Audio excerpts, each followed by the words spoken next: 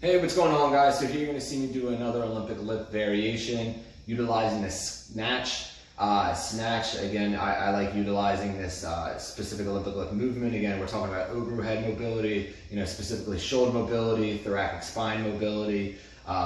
You can really work on, again, overhead movement, strength, power. So what we're going to do is an above the knee high pull, and then we're going to transition to an actual above the knee snatch.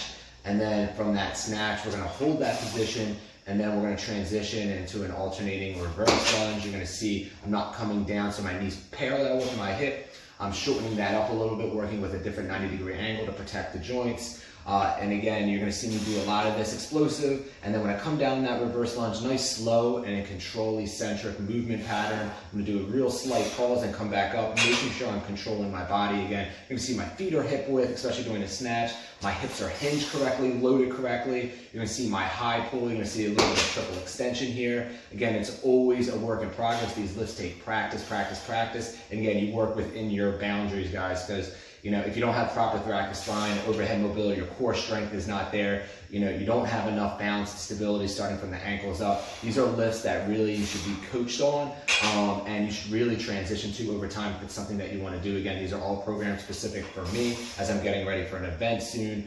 So again, I need to be able to be conditioned, mobile, and let's say, be fast. And again, just overall strength. So these lifts are really great for that, or keep you in, let's call it, good athletic shape, just enhancing your daily performance. So again, I'm keeping my hip width. You can see my hips hinged, so they're in a loaded phase. And then literally from above the knee, I like transition to this because we can actually emphasize the hip extension through this and really work on that. My shoulders are slightly over the bar, really important. You're not into a squat where your shoulders might be behind the bar if you do that. And then I'm going to lift high. I'm waiting simultaneously as that bar meets my hips with the extension at a very quick rate, like turning off and on a light switch. That's when the bar comes up, keeping it high and tight. The projection of the bar should be close to my body and strictly right over my head. And you'll see as I have that proper overhead mobility to be able to do so.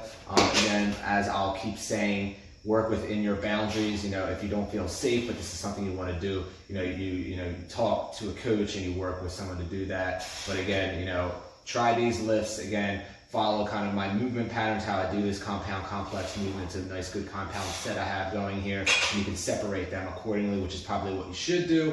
Maybe if you're not at the stage of performing these lifts just yet.